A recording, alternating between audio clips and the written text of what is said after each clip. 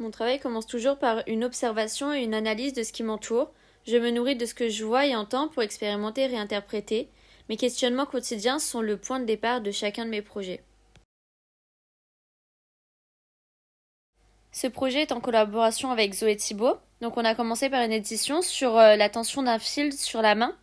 Le fil, il nous a mis en valeur les espaces vides du corps. Donc on a décidé d'essayer de mouler à la cire des espaces vides du corps. On a donc expérimenté, essayé de faire des moulages et des empreintes, d'abord de nos mains puis de nos bras.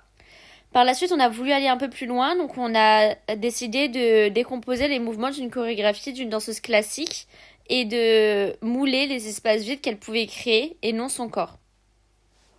Ici, j'ai voulu créer un habitat nomade, comme une bulle que je pourrais emporter partout avec moi. Donc j'ai choisi d'utiliser uniquement des matériaux de récupération. Après avoir construit ma cabane, j'ai décidé d'y ajouter certains éléments, comme un puits de lumière au plafond pour avoir la lumière à l'intérieur, une trappe pour avoir un rangement en dessous, et le devant peut se déployer pour pouvoir s'allonger.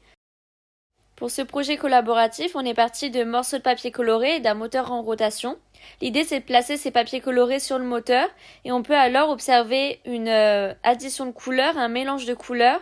C'est à la fois contemplatif et ludique. On peut aussi essayer d'en faire des fleurs ici si on met un morceau assez long. Ici, c'est une série de modules pour perdre du temps, pour prendre une pause. C'est des jouets qu'on peut poser sur le coin d'un bureau. L'idée, c'est soit de les déclipser et éclipser automatiquement comme un réflexe, ou de créer des structures un peu plus créatives, comme on peut voir ici.